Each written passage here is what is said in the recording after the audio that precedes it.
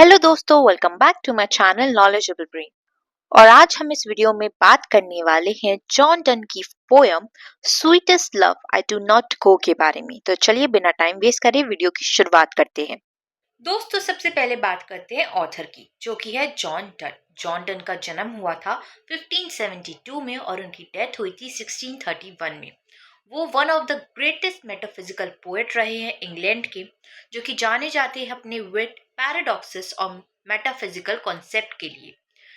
दोस्तों, शुरुआती जिंदगी में वो वाइल्ड, पैशनेट और विटी लव पोएम्स लिखा करते थे, लेकिन बाद में वो काफी ज्यादा रिलीजियस हो गए थे। उनके फेमस वर्क रहे लेकिन बाद में वो काफी ज्यादा रिलीजियस हो गए थे और उन्होंने तब होली सोनेट्स लिखे थे। उनके फेमस वर्क रहे हैं the flea, a वैलेडिक्शन forbidding mourning, Holi sonnets और death B not proud.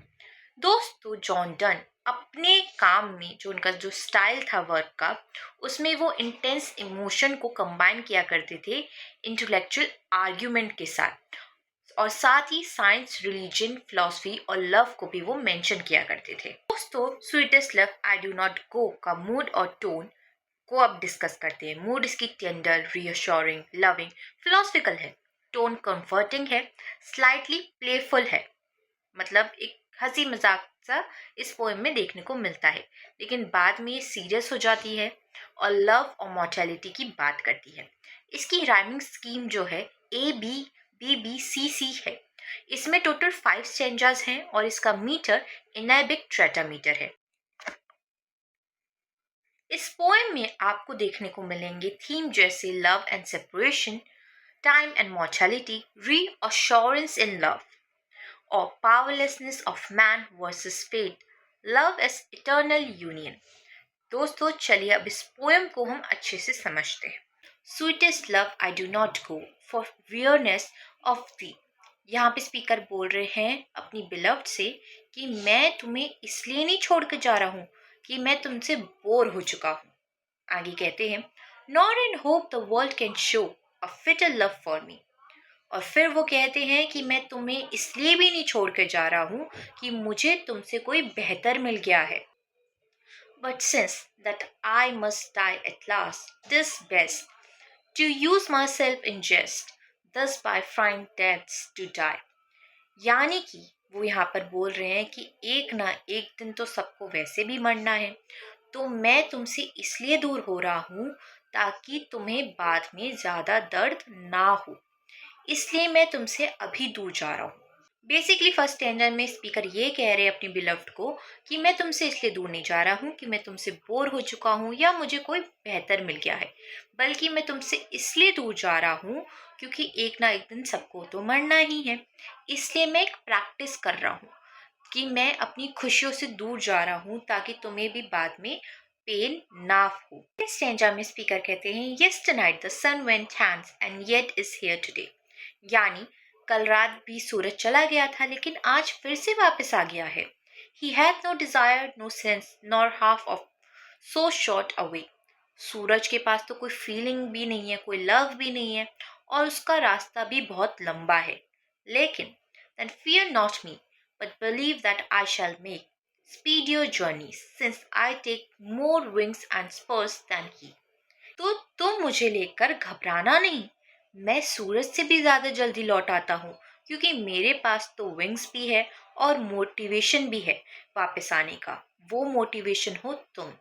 Third stanza में स्पीकर कहते हैं, oh how feeble is man's power, that if good fortune fall can not add another hour nor a lost hour recall. यानी कि कह रहे हैं कि इंसान कितना वीक है, अगर उसको गुड लक मिल जाए हम उससे 1 घंटा ज्यादा भी नहीं जी सकेंगे, ना ही गुजर चुकी जो हमारी यादें हैं, जो चीजें हैं जो गुजर चुकी है, ना हम उसको वापस ला सकते हैं। इंसान इतना कमजोर होता है। But can not bad chance and we join to it our strength and we teach it art and length itself to our us to advance. यानी लेकिन अगर बैड लक आए तो हम अपने फियर्स और टेंशन से उसे और ज्यादा पावरफुल बना देते हैं। बेसिकली यहाँ पे स्पीकर ये कह रहे हैं कि ह्यूमन बींग्स पावरलेस होते हैं, उनके पास कोई पावर नहीं होती, अगर उन्हें गुड लक भी मिल जाए, अच्छा फॉर्च्यून मिल जाए, अच्छी किस्मत भी मिल जाए ना अगर, तो भी वो अपनी ज़िंदगी में कुछ एक्स्ट्रा टाइम नहीं ऐड कर सकते हैं। लेकिन अगर उनके पास बैड लक आ जाए, उस तब उनकी जो ज़िंदगी है वो और ज़्यादा वर्स्ट हो जाती है, क्योंकि उनकी लाइफ में स्ट्रगल्स हो जाते हैं ऐड, फियर्स ऐड हो जाते हैं जो उनकी ज़िंदगी को और मुश्किल बना देती है। आगे स्पीकर कहते हैं, when thou sightst not when but sightst my soul away। यानी कि वो अपने बिलव्ड से बोल रहे हैं, जब तुम अपनी आह भरती हो, जब तुम सांसें लेती हो, तो तुम मेरी रूह को, मेरी आत्मा को भी ले लेती हो। आगे कहते हैं, when thou weepst unkindly kind my life blood thou decay। यानी कि जब तुम रोती हो, तुम्हारे आंसू मेरे खून को कम कर देते हैं, मतलब तुम्हारी उदासी मुझे कमजोर बना देती है। It cannot be that thou lovest me as thou sayest, if in thine my love thou waste, that art the best of me। यहाँ पे स्पीकर कह रहे हैं, अगर तुम मुझसे सही में प्यार करती हो, जैसे तुम बोलती हो कि तुम मुझसे प्यार करती हो, तो तुम्हें अपने आंसू और उदासी से मेरी लाइफ वेस्ट नहीं करनी चाहिए, क्योंकि तुम मेरी जिंदगी का बेस्ट पार्ट हो। आगे स्पीकर कहते हैं, let not thy divining heart forethink me any ill, destiny may take thy part and may thy fear fulfil.